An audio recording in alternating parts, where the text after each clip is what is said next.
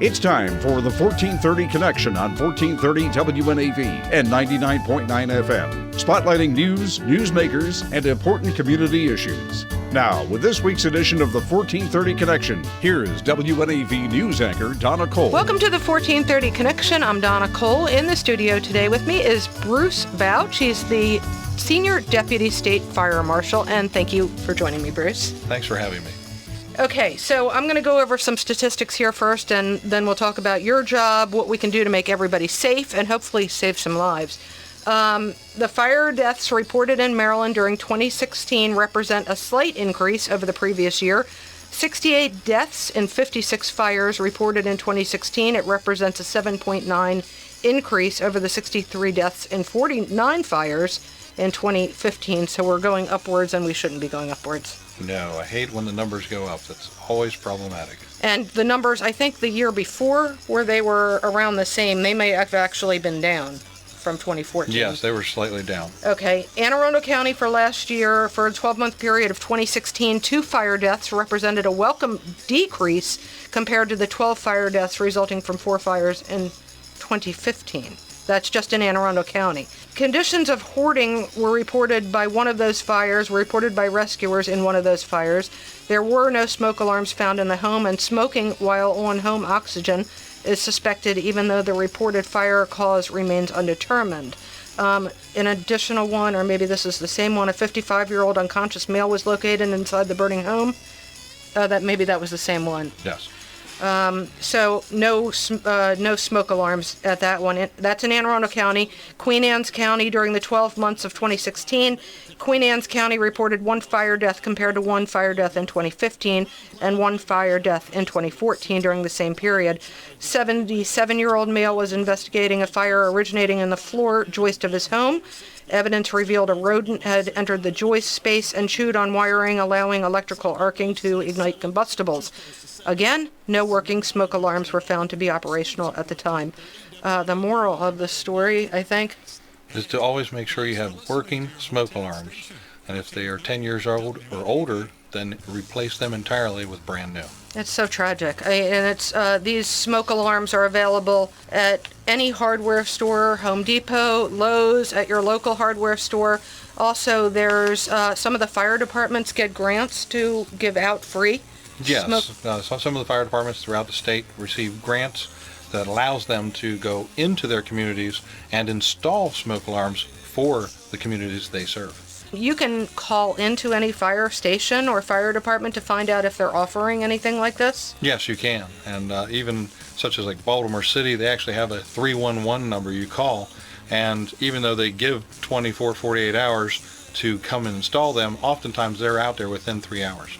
All right, so very important. It's life-saving. Smoke alarms, make sure you have batteries in them. Change them out completely every 10 years. They're not ultra expensive. Also, if you can't get to your smoke alarms, ask somebody in the neighborhood. Ask a neighbor. Ask somebody younger. People want to help. Yes? Absolutely. And your family members should assist too. Encourage your family to go out and visit with the elderly and say, let's check and make sure everything is safe before I leave today. A leading cause of death, we're looking at the statistics provided by the National Fire Protection Association, and you can find all sorts of great material on their website. It's nfpa.org. Kitchen fires, leading cause of home structure fires 2010 to 2014. Every year, nationwide, as well as in the state of Maryland, nationwide kitchen fires are the leading cause all the time, and that's because of unattended cooking. So do not start something. Do not start frying your chicken and walk away. Stay with it. Also, always have the top to the pan or pot around that you're cooking in because? Yes, either a lid or even a cookie sheet, a flat sheet. If a fire does occur, you can quickly snuff it out, turn it off, let it cool, and then resume your cooking activities. And if it starts to get out of hand, you need to remember you are not a firefighter. You should close. You should make it a point to get everyone out, close the doors to help contain the fire to the room, and stay outside and tell the fire department what is going on inside. And closing doors, you had suggested also when you go to sleep at night. Yes, when you go to bed at night, close the doors to your bedroom, all bedrooms, because if a fire occurs inside the home, then that door can actually give you approximately an hour of extra time that the fire department can actually make access and get you to safety. Baby monitors. This is where baby monitors come in. Absolutely. The technology is available. Please utilize it. There's video or just audio, but you can, in essence, keep an eye and ear on what's going on in your child's bedroom without having that door open. All right, we're going to take a short break. This is the 1430 Connection. I'm Donna Cole. We'll be right back.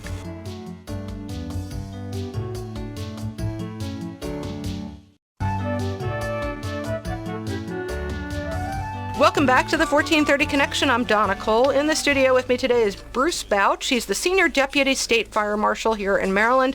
We just went over the most important thing. Please have working smoke alarms in your house. They do save lives. Now we're moving into another cause of fires, second leading cause of fires, heating equipment. Let's talk about portable space heaters, how much you love them. Well, portable space heaters have their place, and that is with a 3-foot zone around them, that there are no combustibles. We have many fires each and every year where they're placed too close to curtains, furnishings, may try to use it to dry some gear on top of. That's a big no-no. Initially, initially it seems like a good idea, but then once it dries out and it's forgotten, then it is then a combustible item which can catch on fire. Going into the summer season, we often have electrical power outages around this area. Many people will plug in a generator, and will often plug in a generator in their garage, thinking that that's safe. And no, it's a horrible idea. You should never have a generator in operation anywhere inside or around any openings of the home. That's windows, doors, ventilation locations. Never inside of a garage, because that carbon monoxide can build up to lethal dose and eventually incapacitate anyone that's inside to the point where death may occur. Have them far away from the house, as far away from the house as possible. And if you're concerned about theft of the generator, be more concerned about life safety. You can always get chains and locks and arrange something that's away from the home, that your generator can still be safe and you can still provide power to supply the electric you need for your home. Okay, we talked about smoke alarms. There's another kind of detector that you should have in the house, particularly if you have... Carbon monoxide detectors are very important anytime you have fuel burning appliances, and that's anything that uses gas, oil, wood burning stove, or even an attached garage, because the exhaust from your vehicle comes into play. You should have carbon monoxide detectors on every level, at minimum on the level where the bedrooms are located. I have only electric in my house. Nothing uses oil or gas except my gas grill, which is out on my deck. Do I need one? If it's close enough, it's not a bad idea, because it can give you that early warning that a leak has occurred and there is a problem, and you can adjust as necessary. Okay. While I was calling you to arrange for this interview, you said, we were talking about some of the things we can discuss, and one of the things on your list of things that you don't love are extension cords underneath carpets. And I was literally on the phone, on my cell phone, talking to you, looking under my feet at the extension cord under the carpet. I thought that it was either end of the extension cord that you don't want covered by the carpet, but it is in fact any area of the cord, because any type of chance that it can build up in resistance equates into heat. And if you have that heat build up, then if it's underneath combustibles, then you have that potential for a fire to occur. So by walking on the cord, which is under the carpet, because your extension cords are made with very thin braided wire that is all twisted together. And those very thin strands will break over time, and that's when your resistance can occur. Now, some of these mistakes that we all make, we can learn from, as I did. The extension cord is no longer underneath my carpet. It's gone. Thank you for that, Bruce. But there are intelligent people that have lost their life in recent history in Maryland fires. You had mentioned a couple. Yes, there was actually a couple that lived together in their home. They were both college professors, and it was just due to basic fire safety concerns that had they had those measures in place, they would still be alive today and not have died as a result of a fire inside their home. Okay, we're going to talk about a couple holidays, Christmas for one, and if you're in the Annapolis area, you might remember extremely tragic mansion fire a couple years ago where 2 grandparents and their 4 grandchildren were killed. It was shortly after Christmas. The tree was still up. Can you tell me what happened with that one? Well, there was an electrical failure at the location of the tree itself. The tree had been up so long that the needles had actually begun to fall off of it, so it was extremely dry. This was a month after Christmas. Yes, and so due to that, when there was that electrical failure, there was a lot of combustible items. When that tree went up, it went extremely fast, and it overcame that room so quickly that it took over the entire mansion in moments. You're now working with some family members. Yes, Cher Grog, who lost her brother, sister-in-law, and her nephews and nieces in that fire, is now an advocate, and she works directly with Common Voices. They go around and speak about various different cases where they lost family members. In her case, she's actually developed a holiday flyer to directly address Christmas tree safety, and she also goes around the country and speaks about residential fire sprinklers. So important. So very and so cool that she's doing this now in the wake of such a horrible tragedy. Well, it's been a way for her to Heal? Yes, the healing process, because in speaking with this, and she's made a whole new family now with the entire fire service as a result. Keep in mind, when we do get nearer to December, you need to keep water levels in the tree full at all times. Well, it's important to water the tree daily, and if you have pets, you want to check on it too, because oftentimes pets will drink the water in that tray for the Christmas tree. So you want to make sure you stay up with that, keep it watered. And you want to limit the electric you are using. So you want to try to just keep it as sparse as possible, follow the manufacturer's guidelines, but don't put too many strands together. The new LED lights are much safer. They don't produce the heat that the older style lights did, and you can often do more light strands compared to the old strands with the regular incandescent bulbs. Artificial trees versus real trees, one safer, one not? Any? Well, that can go either way, because artificial trees have metal, and that can also be, if you have a short, maybe some wires exposed on a light, it could actually electrify the entire tree, so then you have a potential shock hazard. The yacht club actually had a tree inside of their structure, and they had a fire, and that created quite a mess in Annapolis as well.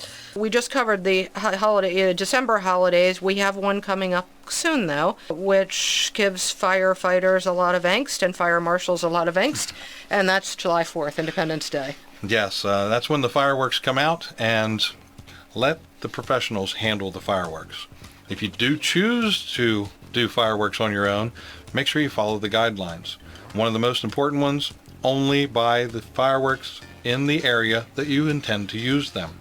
There are various areas throughout the state of Maryland where no fireworks are allowed to be in use, or there's limits on what type of fireworks, but nothing that you can go across the state and purchase that goes into the air, has a loud report, or moves even just along the ground is legal.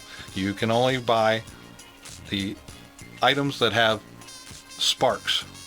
Okay. That's where they emit showers of sparks, and that's what you'll see in your local big box stores, and even in grocery stores. And if you'll see the packaging, it only emits showers of sparks. Oh, interesting. Speaking of sparks, sparklers. Who should not be dealing with sparklers? Oh, sparklers, they're very dangerous for children. They burn at such a high temperature, and even when they're out, they can create tremendous and serious scald burn injuries that have caused children to go to the burn center as a result. All right, very good. We're going to take another short break. When we come back, more about what the Fire Marshal's Office does and some other good tips for keeping us all safe. This is Donna Cole, 1430 Connection. We'll be right back.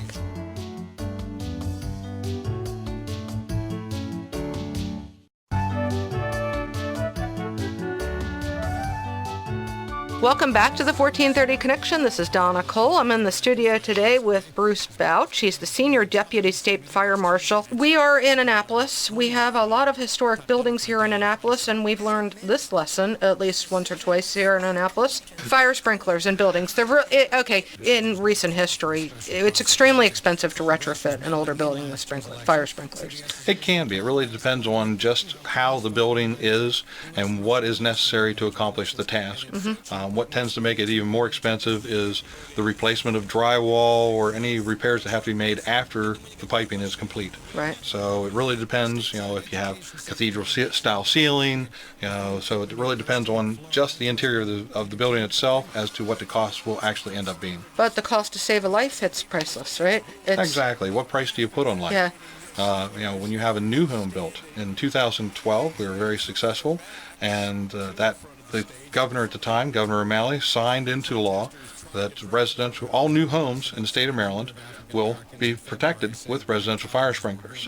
If you look at Prince George's County, for over 20 years, they've been putting sprinklers in all new homes, and to date, there are no fire deaths in a sprinklered dwelling. Wow, that's amazing. State Fire Marshal's office, what do you all do? It's many faceted.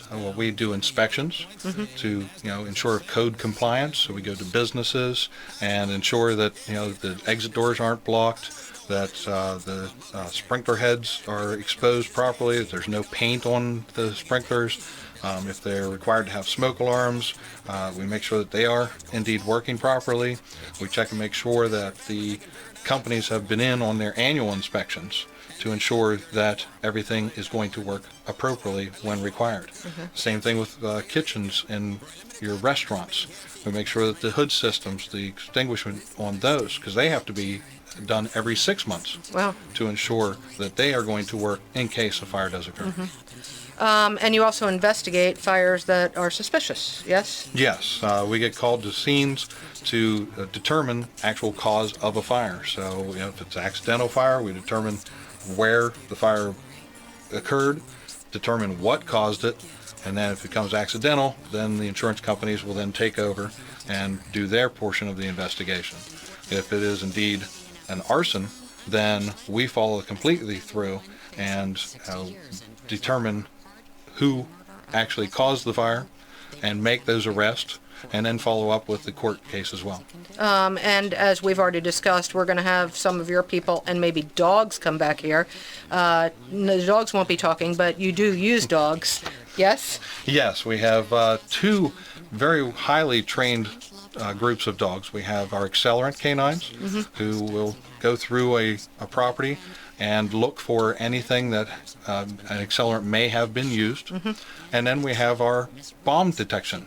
And they go through and look for anything that could be a potential explosive, in which we have a full-fledged bomb squad. Actually, we have a bomb squad team that evaluates those. And they'll work with the ATF too, yes? Absolutely, and there have been many cases where we have gotten together and we've worked with other jurisdictions and to ensure that they have the proper coverage and all the tools necessary to determine cause and get everything up on the up and up. We're a very nautical community. I don't know if you've noticed that. Boats. There's a few around. A few. Anything for the boat owners to keep in mind that would make their lives safer? Well, the key thing with boats is the bilge area. Anytime you're doing refueling procedures, make sure you follow those guidelines. Make sure you're properly grounded. Make sure the ventilation system is in effect, so that you're ensuring to off-gas any of the fumes that are created during that refueling operation, so you don't have a potential for an explosion. On our list of leading causes of home structure fires, cooking, heating equipment, electrical distribution and lighting equipment, intentional. Smoking materials is another one. Right. Smoking materials, just making sure that cigarettes are completely out. Okay. Don't just simply flick them off the deck into the mulch or anything like that, because if in the right conditions, then a fire can occur as well. And we are going into summer where it's going to get really hot, dry. We occasionally have droughts, and those will start big fires that can spread quickly. Absolutely. Oftentimes, the fire departments will respond to the local drive-through of one of your favorite chain restaurants because, while they're waiting in line, they flick a cigarette out the window and it ends up in the mulch next to the restaurant, then catches on fire, so the fire department has to respond. All right, Bruce, thank you for joining me on the 1430 Connection, and we look forward to having your peeps and pups back in. Absolutely. I look forward to our teams coming in and joining you as well. This is Donna Cole on the 1430 Connection. We'll see you next week.